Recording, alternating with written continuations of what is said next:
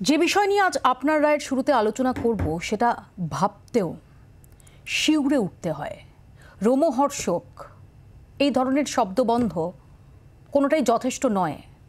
মর্মান্তিক, পৈশাচিক, নারকীয় যে শব্দই আপনি খুঁজে বেড়ান না কেন, হাতড়ে বেড়ান না কেন, কোনো শব্দই যথেষ্ট নয় যে ভয়ঙ্কর ঘটনা এই সাংসদ খুনের নেপথ্যে উঠে আসছে তার কাছে। শ্বাসরোধ করে খুন শুধু নয়, শ্বাসরোধ করে খুনের পর দেহ যাতে খুঁজে না পাওয়া যায়, সাংসদের দেহের চিহ্ন মাত্র যাতে এই পৃথিবীর বুক থেকে লোপাট করে দেওয়া যায়, তার জন্য পরিকল্পনা মাফিক যে ব্যবস্থা করা হয়েছিল, আমাদের অন্তত মনে পড়ে না যে এ ধরনের নজির আমরা ভূভারতে সাম্প্রতিক অতীতে দেখেছি কিনা। হয়তো বিদেশি কোনো ছবিতে ছায়া থাকলেও থাকতে পারে, কিন্তু আমাদের স্মরণকালের মধ্যে দেশে বিদেশে কোথাও নৃশংসতার এত বড় নজির নেই, এটা হলফ করে বলা যায়। একজন মানুষকে খুনের পর রীতিমতো কষাই দিয়ে তার গায়ের চামড়া ছাড়ানো হয়েছে। একজন মানুষের শবদেহ নিয়ে এই শব্দগুলো ব্যবহার করতেও জিভ আটকে যাচ্ছে। একজন মানুষের দেহ থেকে চামড়া ছাড়ানো হয়েছে, তার শরীরের যে মাংস সেটা হাড় থেকে আলাদা করা হয়েছে, কুচি কুচি করা হয়েছে, কিমা করা হয়েছে। বলতে গিয়ে হাত পা রীতিমতো কাঁপে, কিভাবে এটা সম্ভব। এবং তারপর সেই কুচনো মাংসে হলুদ মাখানো হয়েছে, তারপর দফায় দফায় কখনো ট্রলি ব্যাগে, কখনো প্লাস্টিক ব্যাগে সেই দেহাংশ নিয়ে গিয়ে বিভিন্ন জায়গায় ফেলা হয়েছে। যদি ধরা পড়ে যায় তাহলে বলা যাবে যে রান্নার জন্য মাংস নিয়ে যাচ্ছে। আপাতভাবে কেউ বুঝতে পারবে না। ভাবা যায় পরতে পরতে রহস্য, পরতে পরতে নৃশংসতা বাংলাদেশের সাংসদ খুনের ঘটনায় উঠে আসছে। এখনো পর্যন্ত দেহের চিহ্ন মাত্র, দেহ তো আর বলার জায়গা নেই, দেহাংশের চিহ্ন মাত্র পাওয়া যায়নি। মূল মাস্টার মাইন্ড যে, তারও এখনো হদিশ নেই। এসব নিয়ে আমরা আলোচনা করব। আমাদের সঙ্গে যারা উপস্থিত রয়েছেন তাদের সঙ্গে পরিচয় করিয়ে দিই। রয়েছেন ফরেন্সিক এক্সপার্ট অজয় গুপ্ত এবং মনোবিদ ডক্টর সুবীর হাজরা চৌধুরী। আমাদের সঙ্গে যোগ দেবেন আইনজীবী অরিন্দম দাসও। আমি শুরু তো দেখাবো কি ভয়ঙ্কর ঘটনা আমার আপনার এই শহরের বুকে, নিউ টাউনের ওই ফ্ল্যাটে।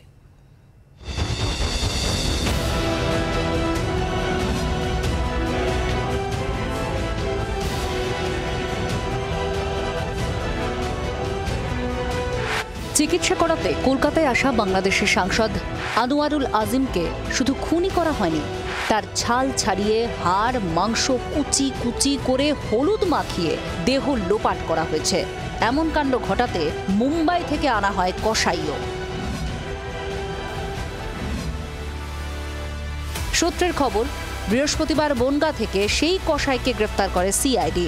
তদন্তকারীদের সূত্রের খবর, ধৃত কসাইয়ের নাম জিহাদ হাওলাদার ওরফে জুবের।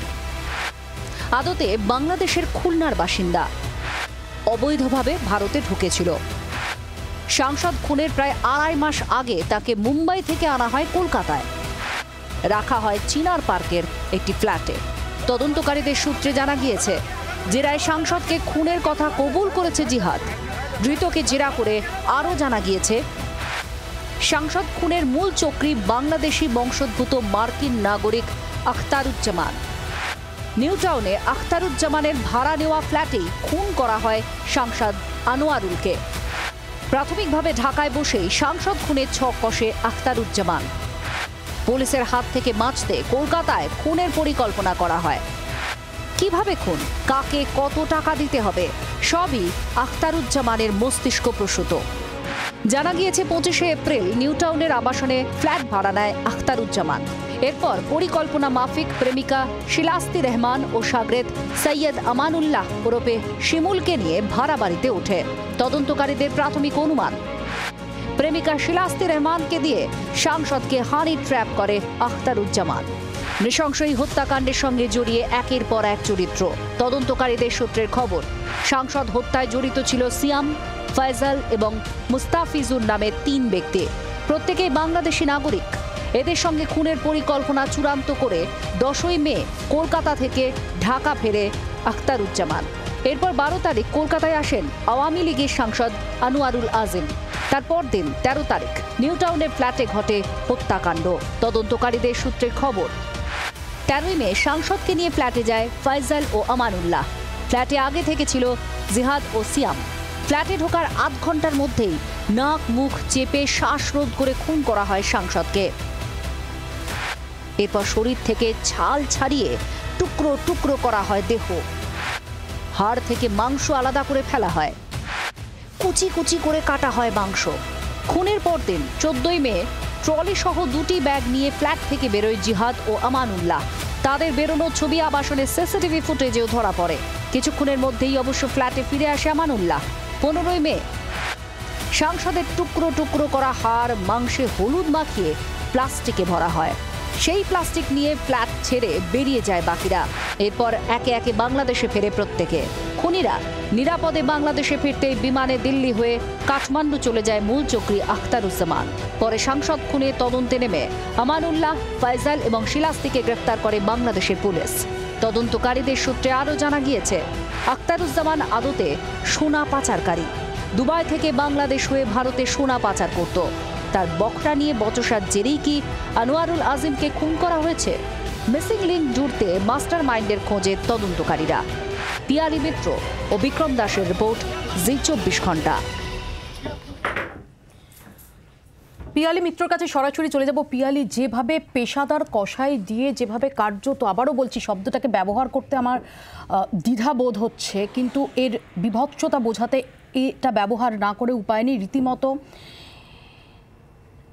মাংসের কিমা বানিয়ে হলুদ মাখিয়ে যেভাবে দেহ লোপাটের চেষ্টা হয়েছে, আজকে প্রায় 11 দিন কেটে যাওয়ার পর দেহ উদ্ধারের সম্ভাবনা সেটা কি ক্রমশই ক্ষীণ হয়ে আসছে? এবং এই দেহ উদ্ধার এবং অস্ত্র উদ্ধার, আমরা তো জানি যে কোনো মার্ডার কেসের ক্ষেত্রে এটা অত্যন্ত ইম্পর্ট্যান্ট।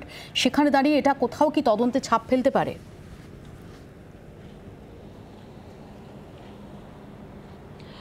তদন্তের ক্ষেত্রে তদন্তকারীদের কাজটা অনেকটা চ্যালেঞ্জিং করে তুলবে।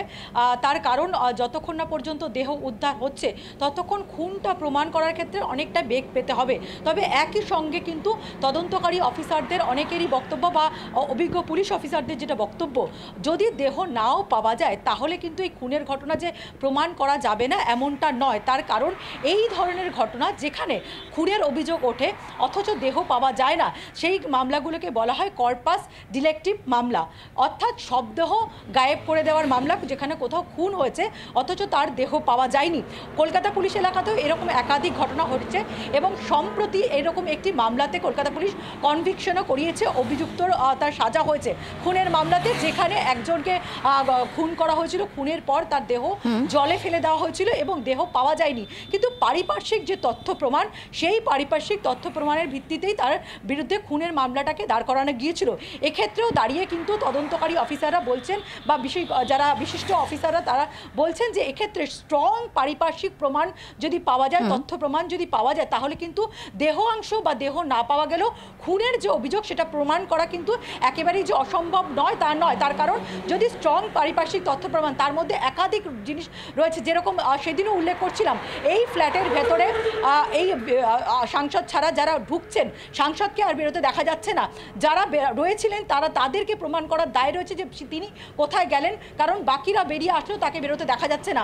দ্বিতীয় যে আরও পারিপার্শ্বিক যে তথ্য প্রমাণ, তার মধ্যে যে সেইখানে যারা যারা অভিযুক্ত ছিল, বিশেষ করে যদি জিহাদের যদি জামাতে যে সেই দিন জামা পড়েছিল, সেই জামাতে যদি কোনো ব্লাড স্টেন পাওয়া যায়, সেই জামার ফরেন্সিক পরীক্ষা করানো, তার মেডিকেল করানো, এবং যে ঘটনাস্থল সেই ঘটনাস্থলে ফিঙ্গারপ্রিন্ট, সেই ঘটনাস্থল থেকে ব্লাড স্টেন পাওয়া যাওয়া, এবং যেখানে দেহ ফেলা হয়েছে সেখানে যদি কোনো প্রত্যক্ষদর্শী পাওয়া যায়, এই রকম নানান যে যদি পারিপার্শ্বিক তথ্য প্রমাণ উইটনেস পাওয়া যায়, মূল কথা হচ্ছে যদি স্ট্রং পারিপার্শ্বিক তথ্য প্রমাণ দাঁড় করাতে পায় তদন্তকারী অফিসাররা, তাহলে দেহ না পাওয়া গেলেও কিন্তু এই কর্পাস ডিলেক্টিং মামলাতে অভিযুক্তর সাজা করানো কিন্তু খুব একটা কঠিন ব্যাপার নয়। কিন্তু একেবারে তদন্তকারী অফিসারদের কাছে অনেকটা চ্যালেঞ্জিং, তার কারণ হ্যাঁ পিয়ালি বলো প্লিজ। অফিসারদের ক্ষেত্রে চ্যালেঞ্জিং, এবং যদিও তারা চেষ্টা চালাচ্ছেন দেহ উদ্ধার করার।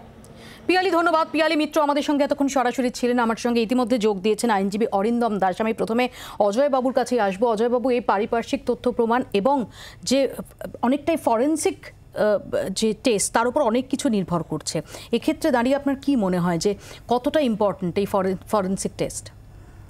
ফরেন্সিক মেডিসিন এবং ফরেন্সিক সায়েন্স দুটোর কাজই আছে এখানেতে। একটা ফরেন্সিক সায়েন্সে যেমন হচ্ছে রক্ত পাওয়া গেছে, রক্তর চিহ্ন পাওয়া গেছে বা ফিঙ্গারপ্রিন্ট, এগুলো সমস্ত ওই ল্যাবরেটরিতে যে কাজগুলো হয় সেগুলোর ওখান থেকে নমুনা জোগাড় করে সেগুলো করার কথা। আর একটা হচ্ছে যদি বডি ইনট্যাক্ট তো পাওয়া যাবে না, অংশ হিসেবে পেলেও সেখান থেকে কিন্তু ডিএনএ করা যায় এবং সেখান থেকে তার আইডেন্টিফিকেশন করা যায়। আমি একটু এখানে জানার চেষ্টা করব যে যেভাবে জানা যাচ্ছে যে কুচি কুচি করে কেটে হলুদ মাখিয়ে বিভিন্ন জায়গায় ফেলা হয়েছে, যে জায়গায় তল্লাশি চলেছে কৃষ্ণমাটি ব্রিজের কাছে, আমরা দেখেছি সেই জায়গাটাতে খাল রয়েছে এবং সেই খাল দিয়েও অনেক বর্জ্য যায়। এরকম জায়গায় যদি ফেলা হয় তাহলে সেই দেহাংশ 11 দিন পর দেহাংশ কি পাওয়ার সম্ভাবনা থাকছে? দেহাংশ না পাওয়ার কিছু নেই, কেননা সেটা হচ্ছে যে জলেতে কিন্তু বেশি দিন থাকে। এমনি ডাঙাতে ডিকম্পোজিশনটা যে রেটে হয়, মাটির নিচে থাকলে তার ডবল লাগে, আর জলেতে যদি দেওয়া হয়, যেহেতু জল বেশিরভাগ সময় ঠান্ডা থাকে, সেই জন্য জলেতে কিন্তু অনেক দিন ধরে থাকে। প্লাস হচ্ছে জলেতে যদি যে জলেতে যাচ্ছে তার কাছাকাছি যদি ফ্যাক্টরি বা কিছু থাকে, সেখানে যদি ওই ইনসেকটিসাইড বা প্রিজারভেটিভ ইউজ হয়ে থাকে, তাহলে সেই প্রিজারভেটিভের জন্য প্রিজার্ভ হয়ে যাবে অনেকটাই। বাগজোলা খালে যেটা থাকার সম্ভাবনা যথেষ্ট বেশি, তা সেই জন্যে সেটাকে যদি প্রিজার্ভ করে রাখা যায়। এবং এছাড়া হচ্ছে প্রথম হচ্ছে ডিএনএটা করার জন্য যা যা জিনিস দরকার, যদি একটা ইনট্যাক্ট দাঁত থাকে, একটা ইনট্যাক্ট যদি হাড় পাওয়া যায়, মানে এই হিউমারাস হোক আর রেডিয়াস হোক আলনা হোক, তার মধ্যে যে ম্যারোটা আছে, সেই বোন ম্যারো আছে, সেটা যদি পাওয়া যায় তাতে অনেক ডিএনএ পাওয়া যায়। হাড়ও ছোট ছোট করে কাটা টুকরো টুকরো করা হয়েছে। এই জন্য হাড়গুলোকে কীভাবে করেছে, হাড়গুলোকে টুকরো টুকরো করেছে না করেছে, টুকরো করলে একটু সম্ভাবনা কমে যায়, কিন্তু দাঁতের থেকে করা যায়, টুথ পাল্প থেকে ডিএনএ করা। আমার এখানে জিজ্ঞাসা, যেভাবে আমরা এখনো পর্যন্ত যা মোডাস অপারেন্ডি দেখতে পাচ্ছি, যদি সত্যি কুচি কুচি করে মাংস কেটে এবং হাড় টুকরো টুকরো করে প্লাস্টিকের প্যাকেটে করে নিয়ে গিয়ে জাস্ট আবর্জনা ফেলে দেওয়ার মতো করে ফেলে দেওয়া হয়, সেক্ষেত্রে তো কোনো নির্দিষ্ট শেপও পাওয়া যাওয়ার কথা নয়। মানে ওটাই যে দেহাংশ, সেটা আইডেন্টিফাই করাটাও তো খুব ডিফিকাল্ট হবে না। আইডেন্টিফাই করা যা মানে আমাদের যে অ্যানাটমি পড়ানো হয়, সেখান থেকে যেটুকু ফিজিক্যাল অ্যানাটমি পাওয়া যাবে তার থেকে পাওয়া যাবে খানিকটা যে এটা কোন পার্ট হতে পারে আর কি, সেটা অ্যানাটমির নলেজ দিয়ে। এবং এই ক্ষেত্রে অ্যানাটমির স্পেশালিস্টকেও ডাকা উচিত, তাকেও দেখানো উচিত। প্লাস হচ্ছে এই যে জিনিসগুলো রয়েছে সেদিকে বডিগুলো কোন কোন পার্ট হচ্ছে, পরে এক জায়গায় জড়ো করে, যদি একই স্টেটের মধ্যে হয়, এক জায়গায় ক্রমশ পরপর সাজিয়েও অনেক সময় এস্টাবলিশ করা গেছে। আমরা স্পষ্ট না জানলেও তদন্তকারীদের সূত্রে যেটা জানা যাচ্ছে সেটা কিন্তু আরো ভয়ঙ্কর। আমি আবারও শব্দটা ব্যবহার করছি, কিমার মতো কুচি কুচি করা হয়েছে। না, সেটা হচ্ছে তার ছবিটা পেলে বলা যেত যে কিরকম করা হয়েছে আর কি। সেটা এখন পাওয়াই যায়নি, তার হদিশই পাওয়া যায়নি। না, যেখানে যেখানে ফেলেছে যদি পাওয়া যায়নি না, এখনো যদি পাওয়া যায়, কেননা এর মধ্যে আবার হচ্ছে মাংস কুচি কুচি করলে পরে কুকুর শিয়াল তারা এগুলো টানাচেরা করে খেয়ে নেবে, এবং যে চামড়া, সেই চামড়াটাকে পুরো আগে ছাড়িয়ে নেওয়া হয়েছে। হ্যাঁ, চামড়া ছাড়িয়ে নিলে একমাত্র চামড়ার রং দেখা ছাড়া আর কিছু পাওয়া যাবে না সেই সাধারণত। কিন্তু চামড়া ছাড়িয়ে নিলে যেটা হয়, অনেক সময় ওই যে হেয়ার ফলিকল এক্সেট্রা থাকে, সেখান থেকেও কিন্তু ডিএনএ করা সম্ভব, ব্লাড গ্রুপ করা সম্ভব। সেটার জন্য যেটা খুব জরুরি সেটা হচ্ছে দেহাংশ খুঁজে পাওয়াটা। আমি এই সমস্ত কিছু ছেড়ে প্রথমে একটু সুবীরবাবুর কাছে আসি। সুবীরবাবু, কোল্ড ব্লাডেড মার্ডার বললেও এটাকে কম বলা হয়।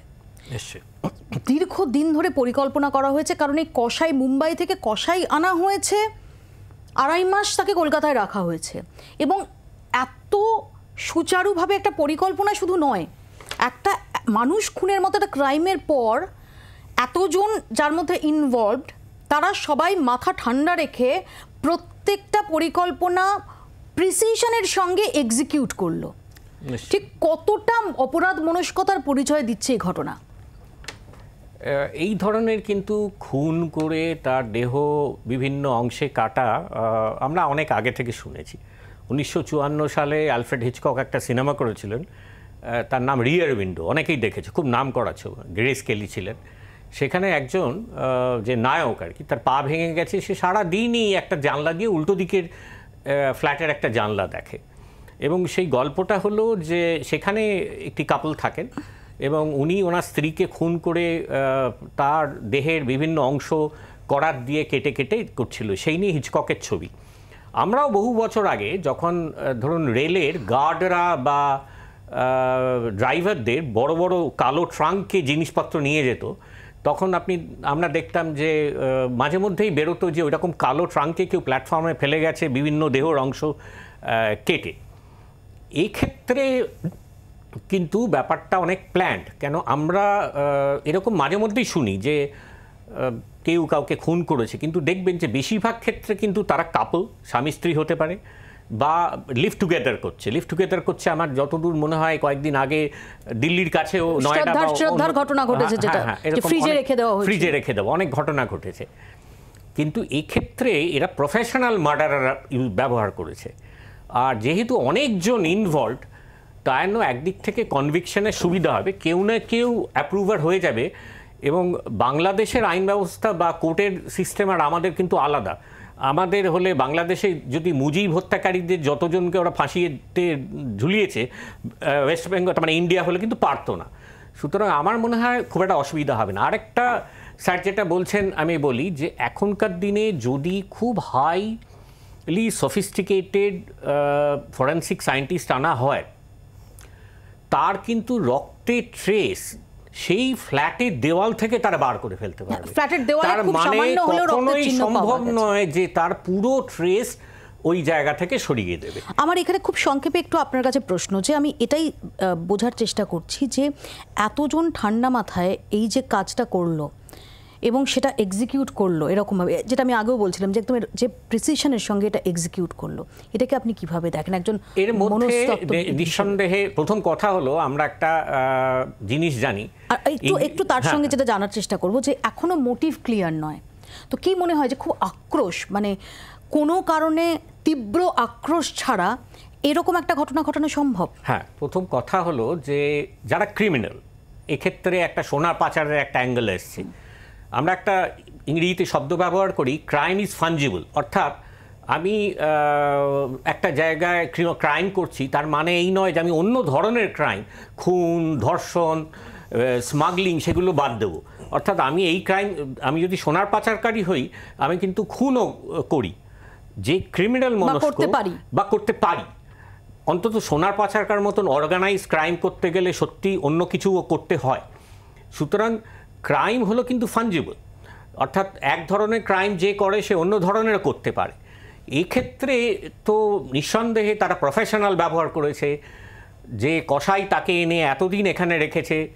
এবং পুরো ঘটনাটা ঘটেছে অদ্ভুত, যিনি মারা গেছেন সেও ঠিক বর্ডারের ওদিকেরই লোক, আর যে কসাই খুলনা মানে সে অ্যাকচুয়ালি নদীর ওদিকের লোক, মানে তার বাড়ি খুলনা থেকে নিউ টাউন খুব বেশি দূর নয়, যদি নদীপথে কেউ আসতো আগেকার দিনের মতন।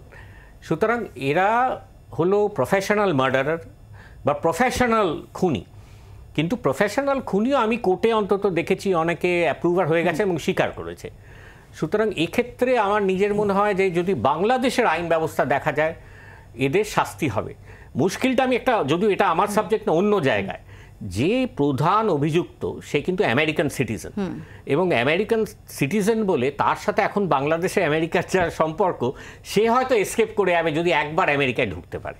আমি এখানে একটু অরিন্দমের কাছে আসি, যেহেতু অরিন্দম প্রথমত হচ্ছে দেহাংশের চিহ্ন মাত্র এখনো পর্যন্ত পাওয়া যায়নি, এবং যে তথ্য পাওয়া যাচ্ছে তাতে দেহাংশ, সেটা বোঝার সম্ভাবনা সেটা ক্রমশ ক্ষীণ থেকে ক্ষীণতর হচ্ছে, অলরেডি 11 দিন পেরিয়ে গেছে। দুই হচ্ছে এতগুলো জায়গায়, এতগুলো দেশে এই ক্রাইমের জাল বিস্তৃত, কারণ এই আখতারুজ্জামান তারপর দিল্লি হয়ে, কাঠমান্ডু হয়ে সম্ভবত দুবাই চলে গেছে। এই কনভিকশন পর্যন্ত যাওয়া সেই পথটা কতটা চ্যালেঞ্জিং? এটা প্রথম কথা প্রচণ্ড চ্যালেঞ্জিং। তার কারণ হচ্ছে মূল আমরা দেখি কি যে একটা অর্গানাইজ ক্রাইম করতে গেলে হয়তো মার্ডারটাই প্ল্যান করা হয়, বাট এখন অবধি যা তথ্য আমাদের কাছে এসছে বা আমরা যেটা বুঝতে পারছি, এখানে কিন্তু শুধু মার্ডার না, ট্রায়ালটা কীভাবে ডিল হবে সেটাও কিন্তু নিশ্চয়ই তার আগে থেকে সেই বিষয়টা ভালো করে কিন্তু চর্চা করে এসছে। কারণ অর্গানাইজ ক্রাইম মানে আগে আমরা দেখতাম একটা পার্ট কী ছিল, যে মার্ডারটা কীভাবে অর্গানাইজ করবো সেটা একটা পার্ট ছিল, কিন্তু আমি যা তথ্য এখন অবধি বুঝতে পারছি, কারণ একটা ইউএস সিটিজেন, তার কাছে পৌঁছতে গেলে ডাইরেক্ট এভিডেন্সের অভাব, ঠিক আছে, আমাকে সার্কামস্টান্সের এভিডেন্স দিয়ে দিতে হচ্ছে। আর দেহাংশ পাওয়াটা একটা ইম্পর্টেন্ট ফ্যাক্ট, কেন ট্রায়ালটা তো আজকে ভারতবর্ষে হবে না, যখন এই ট্রায়ালটা হবে যতদিনে হবে ততদিনে কিন্তু এই জিনিসটা অনেকটা থিতিয়ে যাবে। আমি ঠিক এই জায়গাটাই জানতে চাইছি, বাংলাদেশের নাগরিক যিনি নিহত হয়েছেন তিনি, যারা আততায়ী তারাও বাংলাদেশের, প্লেস অফ অকারেন্স ভারত, তাহলে ট্রায়ালটা কোথায় হবে? আমাদের দেশে ট্রায়াল হবে, কারণ হ্যাঁ ভারতের সঙ্গে 2023 সালে এক্সট্রাডিশন ট্রিটি আছে বাংলাদেশের, সেটা তো এখন ডিপ্লোম্যাটিক ট্রায়ালসের উপর ডিপেন্ড করছে সেটা যাবে কিনা, বাট আপাতত যেহেতু অকারেন্স আমাদের এখানে, ক্রাইম এখানে হয়েছে, আমাদের এখানেই ট্রায়াল হবে, কারণ প্রাইম অফেসি কেস তো এখানেই। আর ট্রায়াল যখন কোনো একটা ক্রাইম ঘটে, সেই ক্রাইমটা যেরকমভাবে যায় ইনভেস্টিগেশন সেইভাবে একইভাবে যেতে পারে, মানে আমাদের পুলিশ কিন্তু এই ট্র্যাক করতে বাংলাদেশ ইউএস সব জায়গায় যেতে পারে এবং তার ক্ষমতা আমাদের আইপিসির মধ্যে আছে। কিন্তু যেটা প্রথমেই বললাম যে বিষয় যেটা সবথেকে ইম্পর্টেন্ট হচ্ছে এদেরকে আগে নিয়ে আসা, কাউকে অ্যারেস্ট করা ইজ নট ইম্পর্টেন্ট, কারণ অ্যারেস্টের পর বেলও হয়ে যায়। আর যারা অর্গানাইজ করেছে তারা, আমি যেটা মনে করছি যে শুধু যে এই মার্ডারটাকে অর্গানাইজ করে সেটা না, পুরো ট্রায়াল প্রসিডিউরটা তারা ভালো করে স্টাডি করেছে যে কোথায় কোথায় লুফলস আসতে পারে এবং সেইভাবেই জিনিসগুলো কিন্তু এক্সিকিউট করা হয়েছে। শুধুমাত্র এইটুকু দেখলে হবে না যে এই অফেন্সটা কি, এরা কিন্তু একটা বড় লার্জার কনস্পিরেসি আছে আর এর মধ্যে আরও লোক ইনভলভ থাকবে ডেফিনেটলি।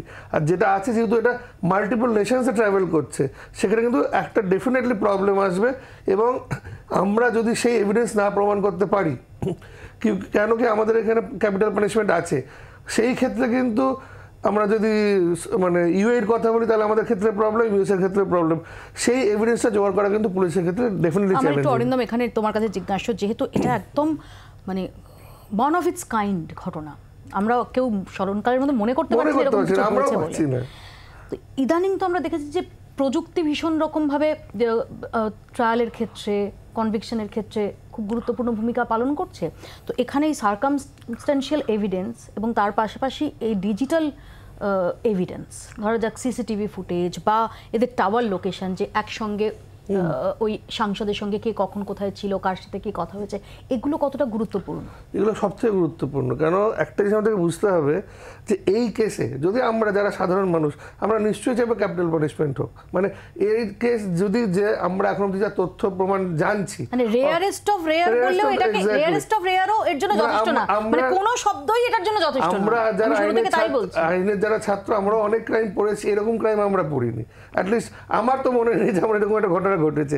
তো সেই ক্ষেত্রে আমরা চাইবো ক্যাপিটাল পানিশমেন্ট, কিন্তু সার্কামস্টান্সিয়াল এভিডেন্সের ক্ষেত্রে সেটা কতটা আমরা টানতে পারবো ট্রায়ালে গিয়ে, সেটা একটা বড় প্রবলেম। হ্যাঁ, যেটা স্যার বললেন, যদি অ্যাপ্রুভার হয় কেউ, যেটা খুব ইম্পর্টেন্ট এই কেসের ক্ষেত্রে, কারণ সেই হচ্ছে একমাত্র এভিডেন্স এবং আই উইটনেস হবে, সেটা যদি কোনোদিন আমরা করতে পারি, যেটা অবভিয়াসলি ট্রায়ালে গেলে আমাদের যা পুঁথিগত বিদ্যা এবং যা পুলিশ প্রশাসন যা তার চেষ্টা করবেই সেটা, কেন একজন সবাই আস্তে আস্তে ফাঁসছে এবং কয়েকজন অ্যারেস্ট হয়েছে। একটা বিষয় কি, মূল যে প্ল্যান করেছে সে যদি আজকে বেরিয়ে যায়, তাহলে একটা আমাদের মেন্টাল প্রেশার পড়ে যে এখন অ্যারেস্ট হয়েছে, যে তাহলে আমার ভবিষ্যৎ কী হবে।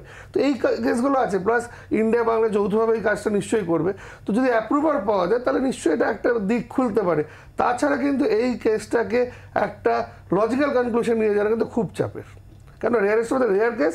আর আমি যেটা বললাম প্রথম থেকে আমার যা দেখে মনে হয়েছে, শুধু মার্ডার করাটাকে যে এরা প্ল্যান করেছে সেটা না, এরপরে কিভাবে এটাতে বেরোনো যাবে সেটাও প্ল্যান করা হয়েছে, কিভাবে কনভিকশনটাকে যতটা সম্ভব দুরূহ করে দেওয়া যায়। একদম, আমি ঠিক এখানটাতে একটু এটা হচ্ছে যেটা আমি একটু বলতে চাইছি, যে মার্ডারের যে 4-5টা স্টেপ আছে, যেমন মোটিভ আর ইন্টেনশন, এই দুটো প্রথম প্লে করছে। এটা একজনও করতে পারে, অনেক মিলে করতে পারে, তা সেই জন্য কে করছে। নেক্সট হচ্ছে প্ল্যানিংটাও একজনাতে করতে পারে, অনেকজনা মিলে করতে পারে প্ল্যানিং। এরপরে হচ্ছে এক্সিকিউশন, কীভাবে জিনিসটা হবে করা। নেক্সট হচ্ছে আফটার অ্যাক্টস, অর্থাৎ কিভাবে আমরা বেরিয়ে যাব এখান থেকে, আমাদের রেসপন্সিবিলিটি থাকবে না, আমাদেরকে ধরতে পারবে না, সেইটা আফটার একটাও কিন্তু এখানে ইম্পর্টেন্ট। ঠিক এখানেই আমার প্রশ্ন ডক্টর সুবীর হাজরা চৌধুরীর কাছে, এই যে আফটার একটা বেশিরভাগ ক্ষেত্রে দেখা যায় যেগুলো হিট অফ দ্য মোমেন্টে যে ক্রাইম হয়ে যায় সেগুলোতে তো বটেই, অন্য ক্ষেত্রেও সেখানে অনেক লুপহোলস থাকে, কারণ আফটার অল মার্ডারের মতো একটা ক্রাইমের পর একজন তার খুব স্থিতিশীল মানসিক অবস্থায় থাকে না, সে অনেকগুলো পরপর ভুল করতে থাকে। কিন্তু আমরা যদি এখনো পর্যন্ত দেখি যে এদের এই ভুলের, এই এরারের যে সম্ভাবনা সেটা প্রায় নেই। না, এটা একটা কনজয়েন্ট এফেক্ট হয়েছে তো, প্রচুর লোকের মাথা একসঙ্গে কাজ করছে, কেন সবচেয়ে বড় একজনের ভুল আরেকজনের ধরে দিচ্ছে। তাছাড়া এটা না অর্গানাইজড ক্রাইমের একটা অংশ। সোনার ব্যাপারটা যদি সত্যি হয়, তার মানে যে ভিকটিম সেও হয়তো অর্গানাইজড ক্রাইমের একটা অঙ্গ ছিলেন আর কি। এবং এই ক্ষেত্রে যে প্রধান অভিযুক্ত সে কিন্তু একটা জিনিস বুঝেছে এতদিন আমেরিকায় থেকে, তার রক্ষা কবচ হলো আমেরিকান সিটিজেনশিপ। বাংলাদেশের ক্ষেত্রে এখনও ৩-৪ জন মুজিব হত্যাকারী কানাডা, ইউএসএ এবং কিছু আফ্রিকার জায়গায় এখনও আছে, তাদের শাস্তি হয়নি। অথচ কলকাতায় যিনি ছিলেন ফ্রি স্কুল স্ট্রিটে দোকান খুলে বসেছিলেন, তার কিন্তু ফাঁসি হয়ে গেছে। খুব সংক্ষেপে আমি অরিন্দমের কাছে এখানেই আসবো যে এই অবস্থায় দাঁড়িয়ে মূল যে আখতারুজ্জামান, এর হদিশ পাওয়াটা কতটা ইম্পর্টেন্ট? খুবই ইম্পর্টেন্ট। কেন আজকে এই যে আমরা যে বললাম, মানে একটার পর একটাকে আমাকে তো ঘটনাকে সাজাতে হবে, মানে মালা বানিয়ে তারপর তো কোর্টে প্রেস করতে হবে। তো যে মেন আমরা এখন অবধি যেটা শুনছি, যে মেন লোক যে প্ল্যানিং করেছে বা যে ফিনান্স করেছে, এটা একটা ফিনান্স হয়েছে ক্রাইমটাতে, এই যে লিঙ্কগুলো তো আমাকে জুড়তে হবে, মানে একের পর এক লাগা আনিয়ে তো একটা কোর্টে। এখন সবচেয়ে বড় কথা, আমাদের কাছে দেহ নেই, আমরা একটা অভিযোগ করছি, আমরা নিজেরা অনেক কিছু আলোচনা করতে পারি, কোর্টে তো প্রমাণ কেন সবার নিজের ডিফেন্সের জায়গা আছে, সে জায়গায় তারা দাঁড়াবে, তারা বলবে। তখন যদি আমরা সেই মূল লোককে না পাই বা তাকে না ধরতে পারি বা তার কাছে পৌঁছতেও না পারি, তাহলে এই কেসের অনেকটা উইক হয়ে যাবে, সেটা ট্রায়ালে গিয়ে আমরা কিছুতে সেটা দাঁড় করাতে পারবো না। বোঝাই যাচ্ছে যে সুচারু পরিকল্পনা শুধু নয়, নিখুঁতভাবে তার এক্সিকিউশন অবধি করা হয়েছিল এই বাংলাদেশের সাংসদ খুনে। দেহ লোপাটের জন্য এমন সমস্ত পদ্ধতি অবলম্বন করা হয়েছিল যে এখনও এই খুনের 11 দিন পরও দেহাংশের লেশমাত্র খুঁজে পাওয়া যায়নি। পথটা খুব কঠিন, কিন্তু আমরা সবাই চাই যে এই যে নৃশংস নারকীয় হত্যাকাণ্ড, যারা এর সঙ্গে যুক্ত তাদের শাস্তি হোক।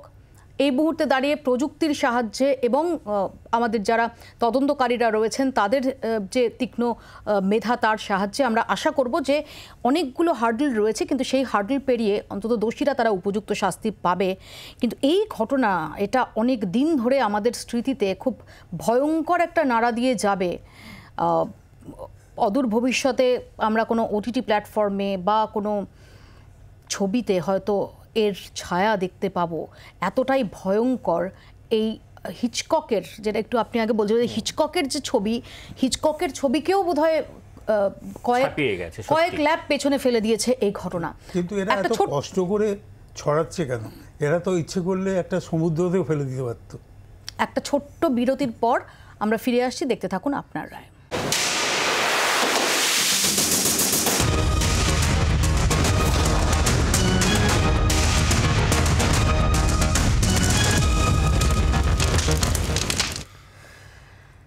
ভোটের আগের দিন ঘাটালে পদ্মনেতার গাড়ি থেকে উদ্ধার 24 লক্ষ টাকা। টাকার উৎস নিয়ে প্রশ্ন তৃণমূলের। বিজেপির দাবি গোটাটাই দলের বৈধ টাকা। তাতে অবশ্য তরজায় লাগাম পরানো যায়নি।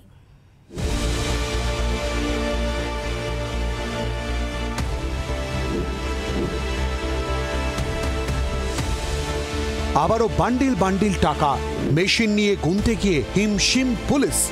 শনিবার 6ষ্ঠ দফায় পশ্চিম মেদিনীপুরে ঘাটালে ভোট। তার ঠিক আগের দিন ঘাটালে দাসপুরে পদ্ম নেতার গাড়ি থেকে লাখ লাখ টাকা উদ্ধারের ঘটনায় রাজ্য রাজনীতিতে শোরগোল পড়ে গিয়েছে।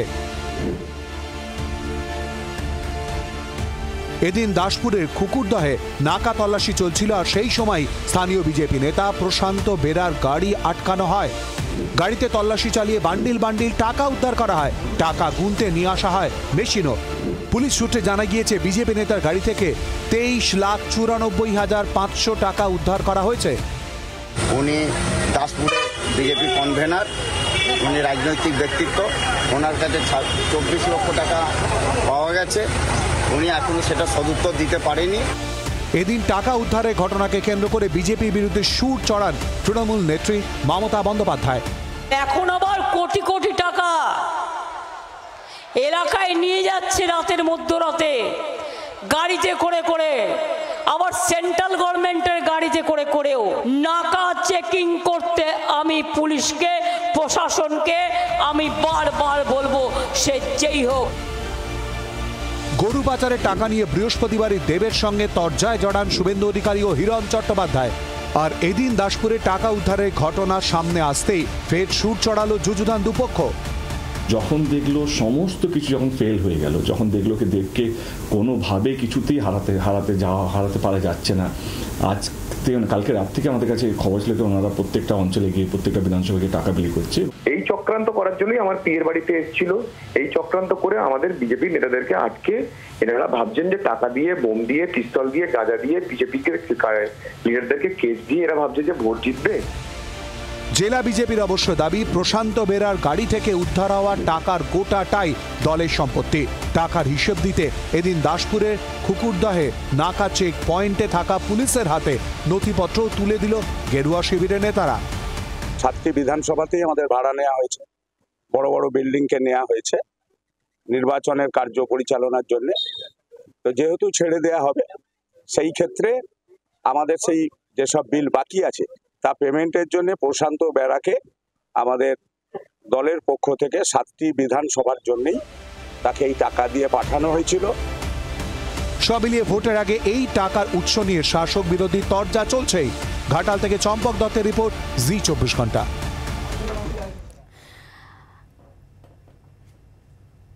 আমাদের সঙ্গে রয়েছেন বিজেপির পক্ষ থেকে শঙ্কুদেব পণ্ডা, তৃণমূল কংগ্রেসের পক্ষ থেকে অরূপ চক্রবর্তী, কংগ্রেসের পক্ষ থেকে সুমন রায়চৌধুরী এবং অতনু চ্যাটার্জি সিপিআইএম এর পক্ষ থেকে। আমি শঙ্কুর কাছে আসবো। শঙ্কু, যে সময় দাঁড়িয়ে ভোটারের মনের মধ্যে বারবার করে তোমরা ফিরিয়ে আনতে চাইছো অর্পিতার বাড়ির খাটের তলা থেকে উদ্ধার হওয়া কোটি কোটি টাকা গোনার মেশিনে কিভাবে টালিগঞ্জ ভার্সেস বেলঘরিয়া ফ্ল্যাট তার প্রতিদ্বন্দ্বিতা হয়েছিল, সেই জায়গায় দাঁড়িয়ে এবার তোমাদের নেতার গাড়ি থেকে এতগুলো টাকা উদ্ধার হলো, সেই টাকা গোনার মেশিন গেল, তাতে টাকা গোনা হলো।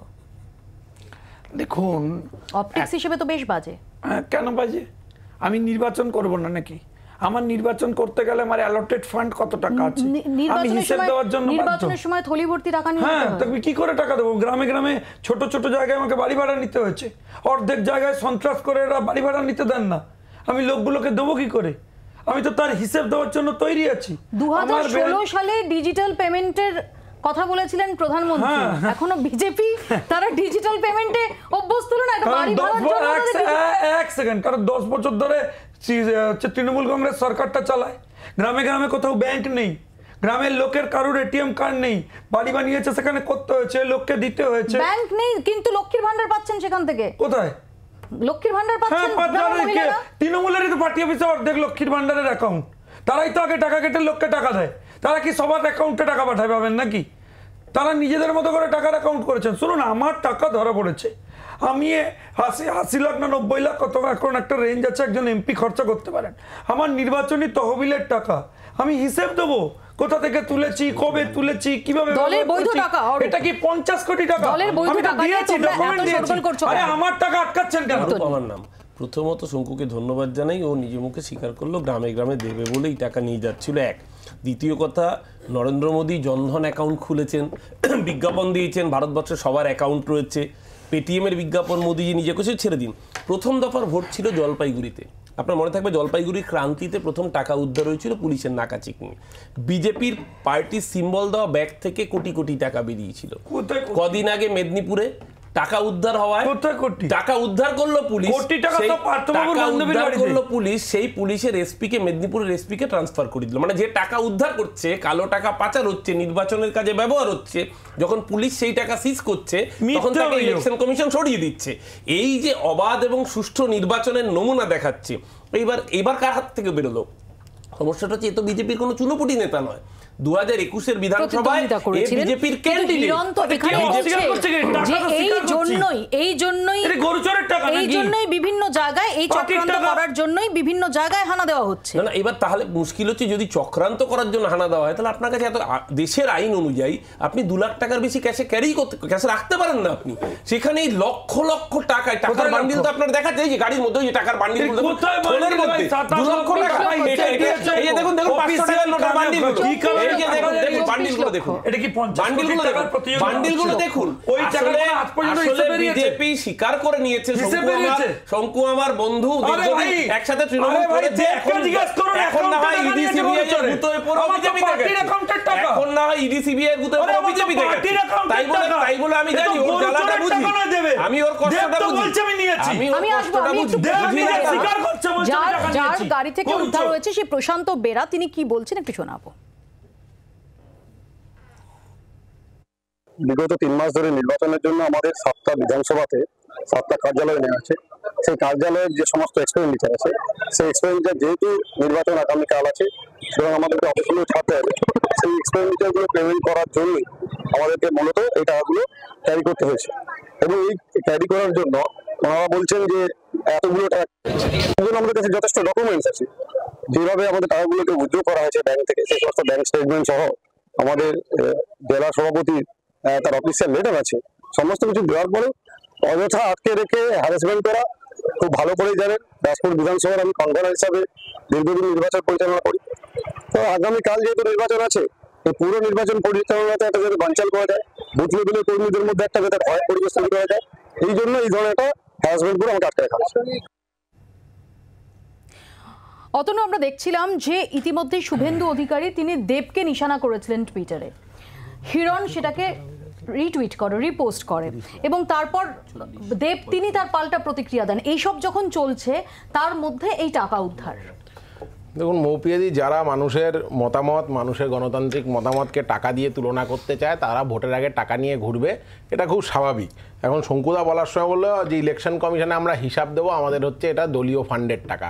এখন ইলেকশন কমিশনের হিসাব যেটুকু আমি যা জানি এটা 2 দিন 3 দিন পরে পরে ডেট দেয়, একদম ইলেকশন কমিশন বলে দেয় যে এত তারিখ এত তারিখ এত তারিখে হিসাব দিতে হবে এবং ইলেকশনের পরে কতটা বাকি রইলো যেটা সেটা ইলেকশনের 15 দিনের মধ্যে ফাইনাল একটা হিসাব হচ্ছে কি জমা করতে হয় জেলা শাসকের দপ্তরে। এখন বিজেপির যদি সেই হিসাব থাকতো এটা 15 দিন বাদে গিয়ে জমা করতে, একবারে গিয়ে হিসাব দিয়ে জমা করতে তো কোনো অসুবিধা ছিল না। কিন্তু ভোটের আগের দিন যদি কেউ এতগুলো টাকা নিয়ে ঘরে প্রশ্নটা উঠবেই। তবে একটা আশ্বস্ত, আমার এখানে একটা শঙ্কুর কাছে প্রশ্ন রয়েছে। মোটামুটি ভাবে আমরা দেখি যে সাধারণ মানুষ যারা তারা টাকাকে একটু শ্রদ্ধাই করেন এবং টাকা যদি পায়ে লাগে তাহলে সেখানে তখন শঙ্কু আমার দিকে তাকাও, ওটা কি স্কেচ করছো? না, আমার নির্দিষ্ট প্রশ্ন তোমার কাছে যে সাধারণভাবে আমরা দেখি যে টাকা যাতে পায়ে না লেগে যায়, আমরা কেউই চাই না যে টাকা পায়ে লাগুক বা কিছু। যদি বৈধ টাকাই হয়, আমি যে ছবিটা দেখছি যে পায়ের কাছে একটা ব্যাগ, টাকার ব্যাগ, সেটা তো বৈধ টাকার ব্যাগ, কেউ ইনভেস্টিগেশন হচ্ছে বৈধ টাকার ব্যাগ তো সিটের উপরও রাখা যায় না, এই তো স্পেসিফিক বলেও রাখা যায়। এ তো আপনার ধারণা, আপনি যেরকম ভাবে এতগুলো টাকা গ্রামের মানুষ দিতে যাচ্ছেন, এর যদি কোনো নির্দিষ্ট ব্যাকরণ থাকতো আপনি বলে দিতেন যে টাকা মাথায় করে নিয়ে যেতে হবে। পার্থবাবু এতগুলো টাকা মাথায় নিয়ে বসতে পারতেন কিনা আমার সন্দেহ হতো। তাহলে পার্থবাবুর প্রশান্ত বেরার ঘরে আছে। নো আপনার তো বলছে আমি হিসেব না না, ওটা ইলেকট্রাল আপনার এক সেকেন্ড দেশের মানুষকে আমি কতক্ষণের মধ্যে হিসেব টাকা তুলেছে, ইলেকশন কমিশন আমাকে এক্সপ্লেনেশন চাইবে, আমি দেবো তো হিসেব। আমি তো টাকার হিসেব দিচ্ছি, ওর তো হিসেব নেই। আসবো সুমনদা। না খাউঙ্গা না খানে দুঙ্গা, আমার হঠাৎ যে মনে পড়ে গেল সেই অকাল দিওয়ালি মৌপিয়া হয়েছিল না, ঝাড়খণ্ডে কংগ্রেসের এক এমএলএ টাকা ধরা পড়লো, 3 জন এমএলএ, আচ্ছা 3 জনই হোক, 3 জন এমএলএ টাকা ধরা পড়লো, কোনো প্রশ্ন, কোনো যুক্তি, কোনো লজিকে যাওয়া হলো না, কিসের টাকা, কেন তারা নিয়ে যাচ্ছিলেন।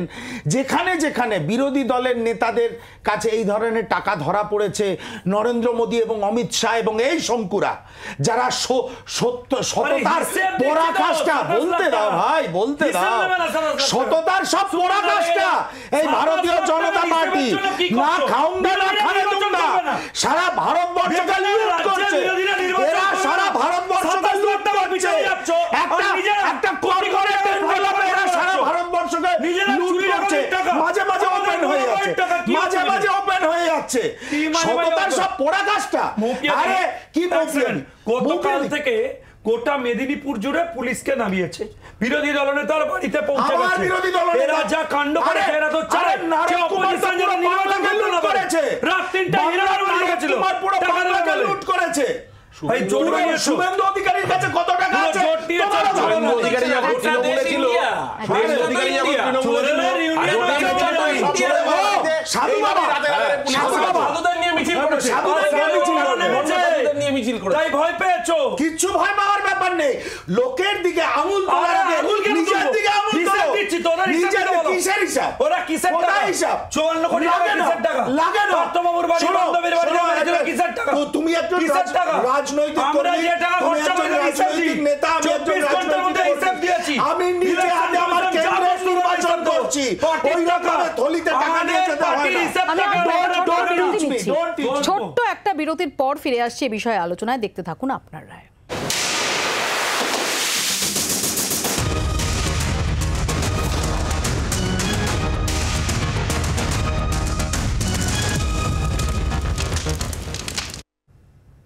ফিরে এলাম বিরতির পর। আমার শঙ্কুর কাছে প্রশ্ন, দেব যে প্রশ্নটা তুলেছে যে দেবের ইডিকে দেওয়া যে নথি, সেই নথি শুভেন্দু অধিকারী কি করে তার অ্যাক্সেস পান এবং সেটাকে কি করে তিনি তার এক্স হ্যান্ডেলে পোস্ট করেন? এটার মাধ্যমে বিজেপির সঙ্গে ইডির যোগাযোগ সেটা এস্টাবলিশড হচ্ছে বলে দেবে অভিযোগ করছেন। দেখুন, দেবকে আমি খুব ভালোবাসি, দেবের অভিনয় আমি খুব ভালোভাবে দেখি। আমি কাজের কথার উত্তর দিই, আপনি অ্যাঙ্কার নন, মৌপিয়ানন্দী শো এটা।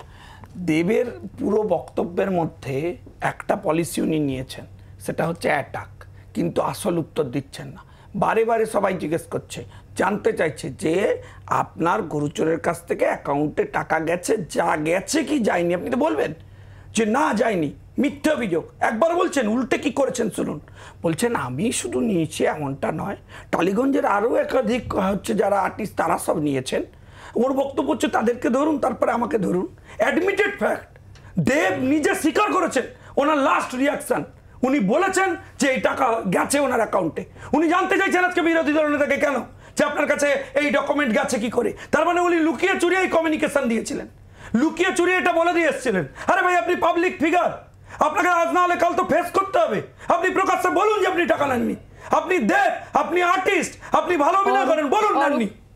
না, প্রথম কথা হচ্ছে আপনার প্রশ্নের উত্তর পেলাম না যে ইডি বা সিবিআই এর কাছে যে তথ্য, সেই তথ্য শুভেন্দু অধিকারী, এটার প্রশ্নের উত্তর আমরা সবাই জানি। ইডি সিবিআই এর ডিরেক্টরকে, ইডির নাম হয়ে গেছে ইলেকশন ডিউটি, ইডির নাম তো এনফোর্সমেন্ট ডিরেক্টরেট নয়। তো ইলেকশন ডিউটি কার ইলেকশন ডিউটি করছে দেশের মানুষ দেখছে। তাই এখন ইডির যিনি পশ্চিমবাংলার যিনি ইনচার্জ, তার নাম শুভেন্দু অধিকারী, তার কাছে থাকবে না তো কার কাছে থাকবে? দ্বিতীয় কথা, যে ভদ্রলোকের কথা বলা হচ্ছে বারবার করে, যার অ্যাকাউন্ট থেকে টাকা গেছে, সেই ভদ্রলোক তো দেখলাম হিরণের শো করেছেন, হিরণকে নিয়ে শো করেছেন, সেখানে তাকেও পেমেন্ট দিয়েছেন। বলার মাঝখানে একবারও কথা বলি, এই অধৈর্যতা, এই অসহিষ্ণুতা এরা পার্লামেন্টে কথা বলতে দেয় না। আপনার শো তো আশা করছি সেই রকম চেষ্টা করতে পারবে না। পার্লামেন্টের যিনি স্পিকার থাকেন, বিজেপির প্রতি সেবা দেখান, আপনি সেটা দেখাবেন না বলেও পেরে উঠছে না, সেটা অন্য কথা। দ্বিতীয় কথা, আমরা খুব পরিষ্কার করে বলি, আজকে যে ইডি যারা প্রফুল্ল প্যাটেলের বিরুদ্ধে সমস্ত অভিযোগ নস্যাৎ করে দেয়, তার বিরুদ্ধে তদন্ত বন্ধ করে দেয়, শুভেন্দু অধিকারীর বিরুদ্ধে তদন্ত বন্ধ, হেমন্ত বিশ্ব শর্মার বিরুদ্ধে তদন্ত বন্ধ। আরো ভালো করে বলছি, ধরুন আজকে কদিন পরে উত্তর কলকাতার নির্বাচন, 12ই জানুয়ারি স্বামী বিবেকানন্দের জন্মদিন, ইডি রেড হলো, যার বাড়িতে রেড হলো তাকে শুভেন্দু অধিকারী বললেন বড়নগর পুরসভার চাকরি চোর। আজকে সে বড়নগর পুরসভার চাকরি চোর থেকে উত্তর কলকাতায় বিজেপির ইডি বা সিবিআই যাওয়া মানে ফ্রেন্ড রিকোয়েস্ট, ওই ফেসবুকে ফ্রেন্ড রিকোয়েস্ট পাঠায়, ইডি বা সিবিআই যাওয়া মানে ফ্রেন্ড রিকোয়েস্ট। আপনি অ্যাকসেপ্ট করলে বিজেপিতে, অ্যাকসেপ্ট না করলে জেলে। এটাই তো রাজনীতি ভারতবর্ষের বুকে। দেখুন, ইডি সিবিআই এ রাজ্য থেকে কোটি কোটি দুর্নীতির টাকা বাজেয়াপ্ত করেছে, দুর্নীতির তদন্ত চলছে আদালতের নির্দেশে। কিন্তু এই ধরনের জিনিসগুলো যখন মাননীয় বিরোধী দলনেতা করেন, তিনি কোথাও গিয়ে ইডি সিবিআই এর বিশ্বাসযোগ্যতাকে আরও একবার প্রশ্নের মুখে তুলে কোথাও গিয়ে এই ক্রাইমগুলোকে, অফেন্সগুলোকে ডাইলিউটেড করার চেষ্টা করে দেন, এবং যা থেকে পরিষ্কার বোঝা যায় যে আসল খেলাটা গোপনে গোপনে কি চলছে। আসলে যেটা তারকার লড়াই ঘাটাল কেন্দ্রে, দেব বনাম হিরণ যদি আমরা দেখি, সেখানে প্লিজ প্লিজ তারকা দুজনকে, মানে এটা হয় না, মানে উত্তম কুমারের সাথে আপনি পাড়ার একটা নাট্যকারকে তুলনা করেন, আমি কাউকে অসম্মান করছি না, মানে না এটা হয় না, এটা মেগাস্টার আর একটা সাইড অ্যাক্টর, এই দুটোর মধ্যে তুলনা হয় না। তারকার সঙ্গে তারকার লড়াই হয়, হিরণ একটা অভিনেতা। অভিনেতা, হিরো একজন অভিনেতা, কিন্তু তারকার সাথে তারকার লড়াই মানতে পারলাম না। এটা হয় না, মানে এটা আপনি মমতা ব্যানার্জির সাথে শঙ্কুদা তুলনা করছেন। তোমার অ্যাক্টর নিয়েছিল টাকা কি নাইনি, দেব নিয়েছে কি নাইনি, দেবের অ্যাকাউন্টে টাকা গেছে কি যায়নি, আমার প্রশ্ন সুমনদা অরুণের কাছ থেকে টাকা গেছে কি যায়নি, উত্তর আছে তুলনা হয় না, দেবের অভিনয় তুলনা হয় না। এটা তো সাধারণ জনগণ তারা বলবেন, তারা বিচার করবেন। আমরা আমি দর্শক হিসেবে বলছি। কাউকেই না আমি ছোট করছি, তৃণমূলের চোখে তৃণমূল যে করবে সেটা না, তৃণমূল বিরোধী বললে তার কারণ তাই মিঠুন চক্রবর্তীকে টার্গেট করো প্লিজ। যখন আমি সুমনদার কাছে আসছিলাম এই প্রশ্নটা নিয়ে, যে আমি আবারও বলবো, দেব বনাম হিরণ, নায়ক বনাম নায়ক, সেখানে কেন্দ্রে কি চলে আসছে? গরু চুরির টাকা কিনা। না মৌপি, আমি একটা কথা বলি, লড়ালড়িটা কি নিয়ে হচ্ছে? টাকা নিয়ে। মৌপি আমি একটা কথা বলি, আমি একদম দলের প্রতিনিধি বাদ দাও, একজন বাংলার নিবাসী হিসাবে বলছি, এটা অত্যন্ত দুর্ভাগ্যজনক। আজকের রাজনৈতিক পরিসরে যেমন হিংসা একটা স্তম্ভ, তেমনি অর্থনৈতিক লেনদেন এবং বেআইনি অর্থনৈতিক লেনদেন একটা স্তম্ভ। আজকে বাসে, ট্রামে, ট্যাক্সিতে, ক্যাবে উঠলে সাধারণ মানুষের সঙ্গে দেখা হলে একটাই প্রশ্ন করে। আমি যেটা আমার, তুমি খুব ভালো করে জানো আমাদের উত্তর কলকাতার প্রার্থীকে, একটা জায়গায় মানুষ যখন আমরা প্রচারে যাই জিজ্ঞেস করে, হ্যাঁ এই একটা মানুষ, তার মানে কি কালিবিহীন, যার গায়ে কোনো কালি লাগেনি, অর্থনৈতিক কোনো ধরনের স্টিগমা লাগেনি যার গায়ে, এই ধরনের মানুষকে সমাজ এখন পছন্দ করছে। কারণ তৃণমূল এবং বিজেপি, তাদের প্রার্থীরা, তাদের নেতৃত্ব দুপক্ষই আজকে এমনভাবে অর্থনৈতিক কেলেঙ্কারিতে লিপ্ত হয়ে গেছে যে নির্বাচন মানেই আমাদের ভাবতে হবে কার বিরুদ্ধে কালো টাকার অভিযোগ আছে, নির্বাচন মানেই ভাবতে হবে কার গাড়ির থেকে টাকা পাওয়া গেল। বলি আমি আগের কথাটাকে আমি একটু রেকটিফাই করে বলতে চাই, হিরণ প্রসঙ্গে আর দেব প্রসঙ্গে যেটা বললেন, দেবের মতো একজন সুপারস্টারের বিরুদ্ধে তার থেকেও বড় অভিনেতা যদি কেউ দাঁড়াতো তাহলে আমি মানতাম, যেমন নরেন্দ্র মোদী দেবের থেকেও বড় অভিনেতা, এটা স্বীকার করতে আমার কোনো দ্বিধা নেই। নরেন্দ্র মোদীর থেকে বড় অভিনেতা ভারতবর্ষের বুকে এই মুহূর্তে কেউ নেই। নির্বাচনের আগে মোদী কা গ্যারান্টি ছিল, দুই দফার পরে হিন্দু মুসলমান মঙ্গলসূত্রে গেলেন, চতুর্থ দফার পরে সেকুলার হয়ে গেলেন, ষষ্ঠ দফা সপ্তম দফার পরে কোথায় যাবেন দেশের মানুষ দেখতে পাচ্ছে, সপ্তম দফা গুজরাটেই যাবেন উনি, দিল্লিতে আসবেন না। চক্রবর্তীও বিশ্বাস নয়, তাই কতটা কার ভাও বেশি কার ভাও কম এটা অরূপ বিশ্বাস যেমন রাজ্যে ঠিক করেন, অরূপ এখানে ঠিক করবার চেষ্টা করছে, এটা দর্শকদের উপর ছেড়ে দিন। আগে উত্তর দিন যে দেবের টাকায় গরু চোরের, দেবের অ্যাকাউন্টে গরু চোরের টাকা গেছে কি যায়নি, টাকা খেয়েছেন কি খাননি, অ্যাকাউন্টে টাকা গেছে কি যায়নি, গরু চোরের টাকায় অ্যাকাউন্টে নিয়ে বড় বড় ডায়লগ দেবে। একটা প্রশ্ন, দেবের বড় বড় ডায়লগ এখনো উত্তর দাওনি। আমাদের প্রতিনিধিরা তারা ইতিমধ্যেই পৌঁছে গেছেন এই 8টি কেন্দ্রের বিভিন্ন প্রান্তে।